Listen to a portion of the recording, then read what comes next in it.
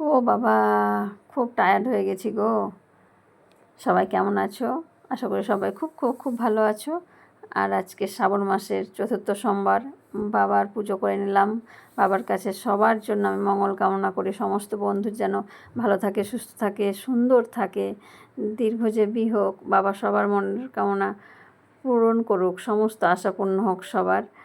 মহাদেব খুব করুণাময়ী, বাবা অল্পতেই সন্তুষ্ট হয়ে সবার মনস্কামনা পূরণ করবে জানি। আর তারপরে পুজো সেরে নিয়ে দেখো আমি চলে আসলাম রান্নাঘরে। খুব তাড়াহুড়ো ছিল আজকে, মানে মেয়ের স্কুলে যাব আমার, সেই জন্যে একটু তাড়া, বিশেষত কোন ভোর ভোর উঠে আমি কাজ করেছি। তারপরে সকাল 10টায় আবার বেরিয়ে গেছি। তার মধ্যে আমার মেয়ের পরীক্ষা চলছে, রান্না বসিয়েছি। দেখছো আমার হাঁড়ি দেখে কিন্তু কেউ ভয় পেও না, হ্যাঁ? সবার নেমন্ত্রণ রইলো, সবাই চলে আসবে। আমি রান্না করছি, আর এই দেখো একটা নিরামিষ তরকারি করছি, ঝিঙে পোস্ত করব। এটা হলে আর কিচ্ছু চাই না, ব্যাস একদম কবজি ডুবিয়ে মানে খাওয়া যাবে সারা দিন এই একটা সবজি দিয়েই। দারুণ, ভীষণ পছন্দের পদ এটা। কে কে ভালোবাসো ঝিঙে পোস্ত অবশ্যই জানাবে। এটা আমি কিন্তু ঝিঙে পোস্ত করছিলাম।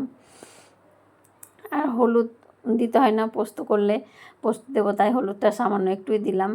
আর এখানে দেখো পরিমাণ মতো একটু আদা দিয়ে রান্না করলাম। আমরা মায়েরা, সন্তানেরা কিছু একটু ভালো করলে আনন্দে কেমন নেচে উঠি বলো। আজ একটা গল্প শেয়ার করি তোমাদের সাথে। মানে স্কুলে গেছিলাম, এক দিদি, তার ছেলে খুব ভালো রেজাল্টই করেছে, মানে 80 করেই পেয়েছে। 80 মার্কের পরীক্ষা ছিল, দুটো সাবজেক্টে মনে হয় 2 নম্বর কম পেয়েছে। তো দিদি আমাকে ডেকে বললো, মানে দেখালো ছেলের রেজাল্টটা। সত্যি খুব আমরা মানে মায়েরা এত আনন্দ পায়, সে ছোট বাচ্চাই হোক আর বড় হয়ে সফলতা অর্জন করলে তো সে মানে খুবই আনন্দের ব্যাপার। বাবা মায়ের একটাই চাওয়া সব বাচ্চারা নিজের পায়ে দাঁড়াক, ভালোভাবে প্রতিষ্ঠিত হোক।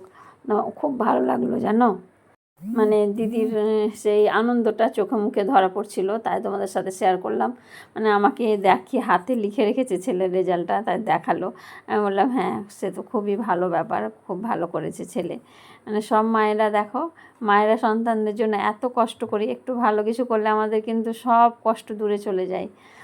অনেকে সব পরিশ্রমগুলো আমাদের কোনো কিছুই মনে হয় না, শুধু সন্তানের মুখের দিকে তাকিয়ে কিন্তু আমরা প্রচুর প্রচুর পরিশ্রম করি, সারা দিন আমরা করে যাই। এই যে দেখো আজকে আমি কোন সকালে উঠে পুজো সেরে, বাসি কাজ সেরে নিয়ে, পুজো সেরে নিয়ে বাচ্চাকে খেতে দেবো বলে রান্নাও বসিয়েছি, আবার নিজেও বেরোবো। দেখো আমার বড় মেয়েরও পরীক্ষা চলছে, আজ একসঙ্গেই গেলাম মা মেয়ে, টোটো করেই চলে গেলাম। আর আমার এত টায়ার্ড লাগছিলো, 10টা বেজেছে, সেই সারাক্ষণ কাজ করছি সেই ভোরবেলা থেকে, তা আমার খুব টায়ার্ড লাগছিলো গাড়িতে ওঠা মাত্রই। আর আমি পৌঁছে গেলাম স্কুলে, এখন আমি অপেক্ষা করছি আমার ডাক পড়লে আমি যাব।